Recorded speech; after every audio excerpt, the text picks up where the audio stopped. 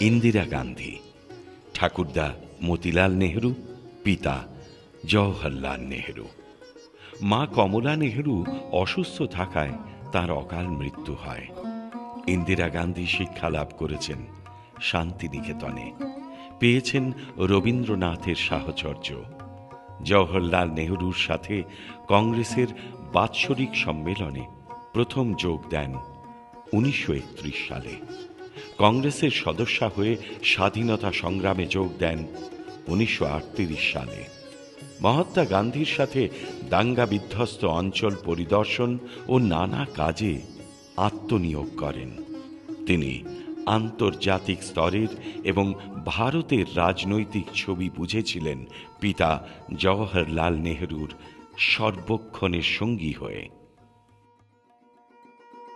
কংগ্রেসের সভাপতি নির্বাচিত হন 1959 সালে এবং 1966 সালে হন দেশের প্রথম মহিলা প্রধানমন্ত্রী। ইন্দিরা গান্ধী নানান উত্থান পতনের মধ্যে দিয়ে ভারতবর্ষকে এক স্বয়ংসম্পূর্ণ দেশ হিসেবে গড়ে তুলতে চেয়েছিলেন। हमारी असली ताकत जनता में है, हमारी असली ताकत है। রাজন্য ভাতা বিলোপ, ব্যাংক জাতীয়করণ প্রভৃতি নানা কাজ তার ঘটনাবহুল রাজনৈতিক জীবনে স্মরণীয় হয়ে থাকবে। ফিরোজ গান্ধীর সাথে তিনি পরিণয় সূত্রে আবদ্ধ হন। রাজীব ও সঞ্জয় তার দুই পুত্র। 1917 সালের 19 নভেম্বর অর্থাৎ এই দিনে ইন্দিরা গান্ধী এলাহাবাদে জন্মগ্রহণ করেন।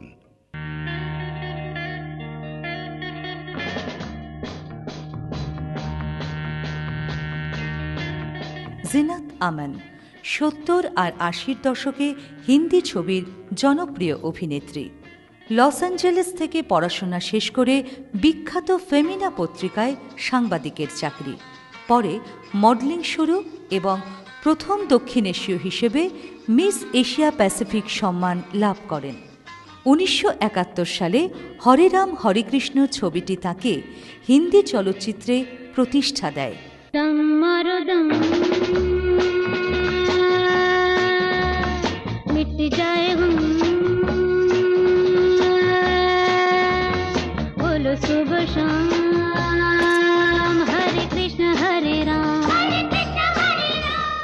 এরপর করেছেন অজস্র ছবি।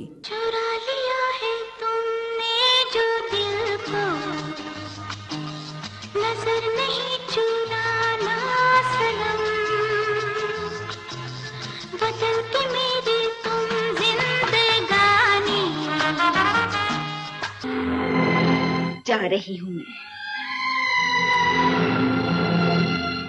आज के बाद न तुम्हें तुम्हारी बीवी मिलेगी न तुम्हारा प्यार। পেয়েছেন ফিল্মফেয়ার সম্মান।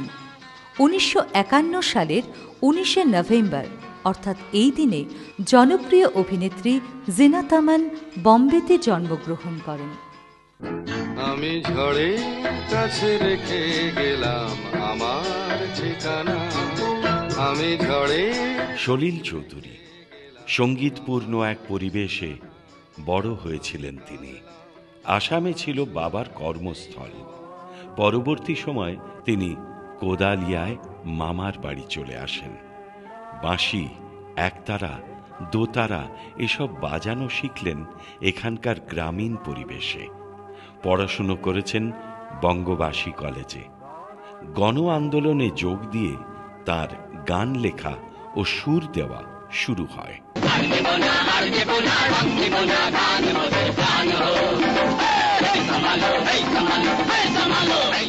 হেই সামালো ধান হো ও আলোর পথযাত্রী, ঢেউ উঠছে কারা টুটছে প্রভৃতি গানগুলি এই সময় জনপ্রিয়তা পায়।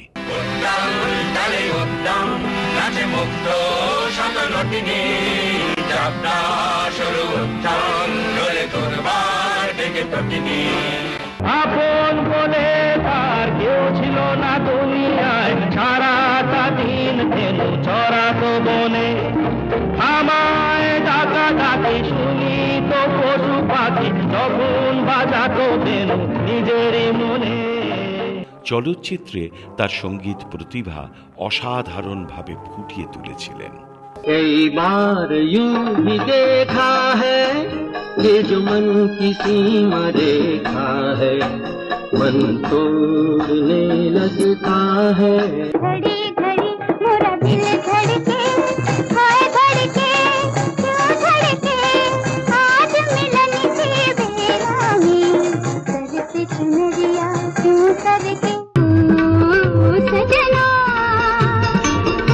बरखा बहार आई रस की फुहार लाई आँखियों में प्यार लाई ओ सजना जागो मोहन प्यारे जागो नवयुग चूमी नैन तिहारे जागो जागो मोहन प्यारे।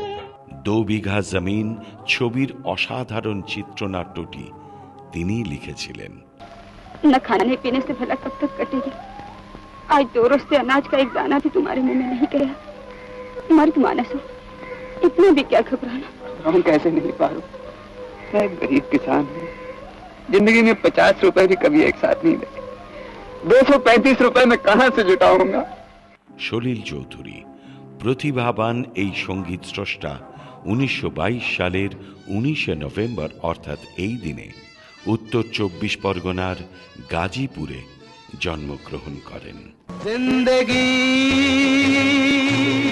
कैसी है पहेली हाय कभी तो हंसाए कभी ये रुलाए